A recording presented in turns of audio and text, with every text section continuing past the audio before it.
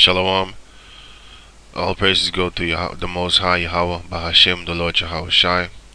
Double honors to the elders at Great Millstone. And shalom to all the Akim across the world.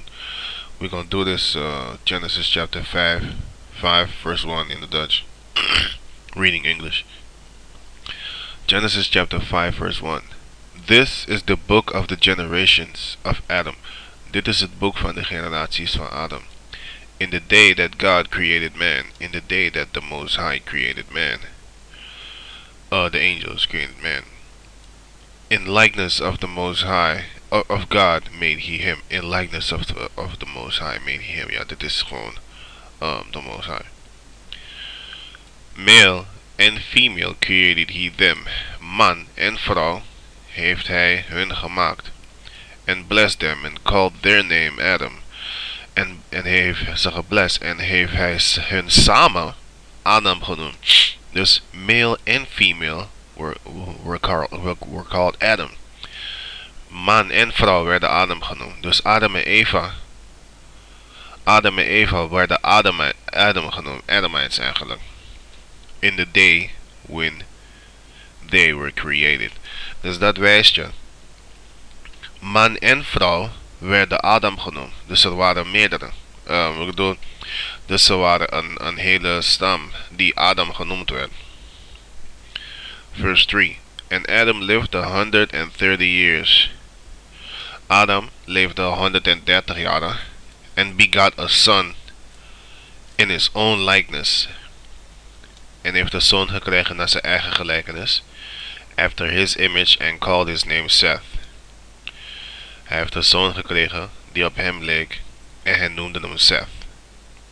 And the days of Adam after he had begun Seth were 800 years. En de dagen nadat hij Seth gekregen heeft waren 800 jaren. And he begot sons and daughters. And Seth begot sons and daughters. En Seth kreeg zonen en dochters. Ja, 830, oké. Dus Adam leefde 830 jaar. Oké, volgens mij 830. Ja, 830 of 830. Nee, het gaat verder. 930 was het. Ja, ik wist het al. And all the days that Adam lived were 930 years. Ja, zie je, dat zei ik. 930 jaren leefde Adam. And he died, en hij ging dood. And Seth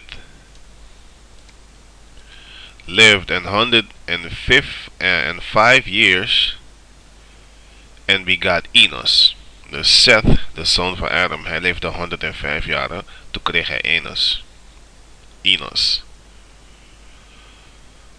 And Seth lived after he begot Enos 807 years. And Seth leefde nog 807 jaren nadat hij zijn zoon Enos kreeg.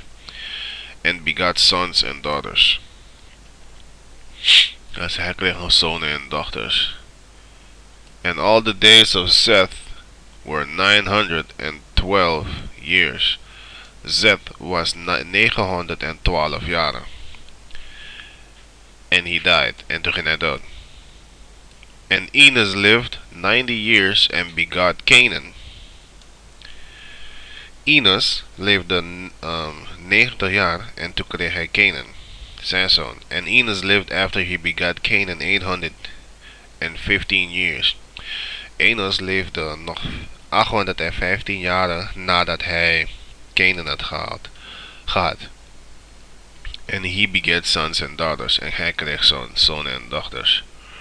And all the days of Enos were 905 years. Enos leefde 905 jaar. And he died. En hij ging dood. And Canaan lived 70 years and begot Mahalalel. Canaan werd 70 en hij kreeg Mahalalel. Dat is zijn zoon. And Canaan lived after he begot Mahalalel 840 years. Canaan leefde nog 840 jaar toen hij Mahalaleel kreeg. And he begat sons and daughters. And all the days of Canaan were 910 years. Dus Canaan leefde 910 jaren. And he died.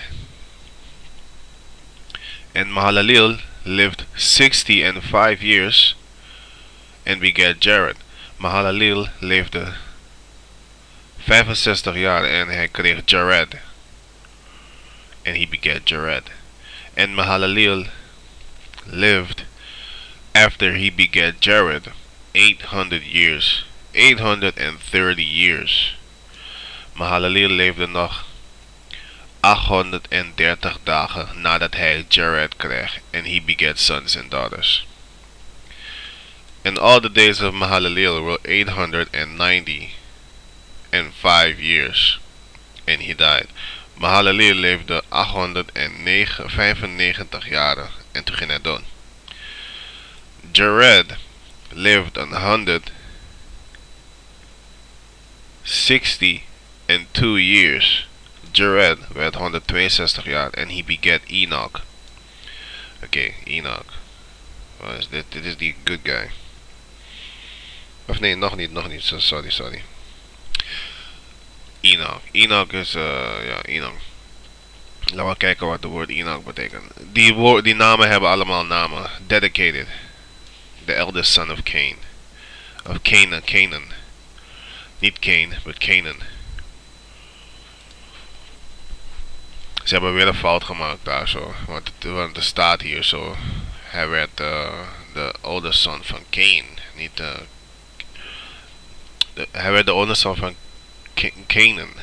Niet Cain. Want kijk, hier zo staat het zo.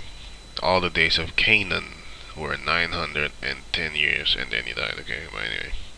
Zie je, ze maken toch soms wel fouten en zo. Dus je moet een beetje oppassen. Je weet toch, de spirit moet met je werken. Zodat je de waarheid kan ontcijferen. And Jared lived and he begat Enoch 800 years. Jared, nadat hij Enoch had gekregen, leefde hij 800 jaar. And he begat sons and daughters. And all the days of Jared were 962 years. Jared leefde 962 jaar en toen ging hij dood. Enoch lived 65 years and begat Methuselah. Enoch werd 65 jaar en hij kreeg Methuselah.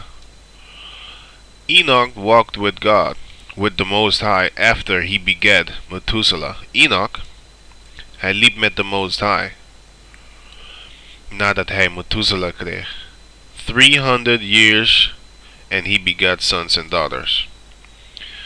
Hij liep 300 jaren met de Lord, met de Most High. Er staat Elohim, maar hij liep met de Most High. En dat is de angel, dus, ja, de angels ook, maar de Most High eigenlijk. Kijk, Esau maakt het een beetje ingewikkeld, zodat je denkt zo, met wie liep hij? Maar he walked in the Most High. Hij liep met de Most High. De Most High kan gewoon angels zetten, laat ze over je waken en zo, weet je, dat soort dingen. Maar hij liep met de Most High dan. Okay, verse 23. And all the days of Enoch were 365 years. Enoch leefde 365 jaar. And Enoch walked with God, and he was not. God took him. Enoch liep met de Most High. En opeens heeft de Most High hem genomen. Want hij heeft hem dan als het ware dood laten gaan. Hier, ik neem je, kom terug met mij. Ik wil je hebben. Dat zei de Most High tegen Enoch. I want you back. En Methuselah lived 100. Het legt je niet uit waarom. Dat niet. Methuselah lived 108 and 7 years. And begat Lamech.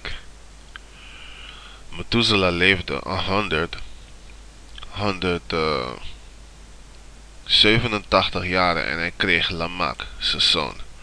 And Methuselah lived after he begat Lamech 782 years. Methuselah leefde 782 jaren en begat sons en daughters. En hij kreeg zonen en dochters. And all the days of Methuselah were 960 and 9 years, and he died. Methuselah leefde 960 years. Methuselah is de oudste mens op de hele aarde. Hij leefde 960 jaren. Dat is meer dan Adam en meer dan iedereen op de hele aarde. Hij is de oudste man op de aarde geweest. Methuselah. De Most High heeft zijn days prolonged, verlengd. And Lecham lived 182 years and begat a son. En Lamach leefde 182 jaren en hij kreeg een zoon. And he called his name Noah. En dan gaan we kijken wat het woord Noah betekent. Noah. Rest. Noah heet rust, omdat de Most High met hem alles op hem gerust heeft. Want Noah is de enige die de hele flood heeft meegemaakt. Ik bedoel, is de enige, samen met zijn 3 zonen en hun vrouwen, die de vloed is overkomen. Oké, hij is de enige ziel die het heeft gehaald. And he called his name Noah, saying, This the Most High said, This shall comfort us concerning our work and toil of our hands. Dit zal ons geruststellen van onze werk wat we gedaan hebben en van onze handen, de mensheid dus. Dit is de Most High zei, dit is onze rust van de mensheid, dat we blij zijn met onze werk. Because of the ground which the Lord had cursed. The Most High heeft de ground gecursed, want Cain had ook de eerste moord gepleegd en zo, al dat soort dingen. Dus de hele ground was gecursed. For Cain's sake. Maar er was ook alleen maar evil op de earth en zo. And Lamech lived after he begat Noah 500 years. Lamech leefde nadat hij Noah verkreeg 500 jaar. Laten we kijken wat Lamech betekent. Lamech betekent powerful. Dus powerful maakt rust. En Lamech, oké, 590 years and 5 years. Hij leefde 595 jaar nadat hij Noah kreeg en begat sons and daughters. And all the days of Lamech were 777. Alle dagen van Lamech waren 777. Dat is weer een compleet getal. 777. Dus Lamech was echt powerful. Dat is zijn woord. Daarom heeft de Most High hem gekozen om Noah te krijgen, zodat hij daar zijn rust in kan zetten. And Noah was 500 years old, and Noah begat Shem, Ham en Japhet. Shem, Ham en Japhet, dat zijn de voorvaders van alle mensen op de aarde. Ja, en ik ga de beschrijving zetten van wie Shem is, van wie Ham is en van wie Japhet is. So with that, all praises go to the Most High Yahweh by Hashem, the Lord Yahweh Shai. Double honors to the elders at Great Millstone, and shalom to all the Akim. Shalom.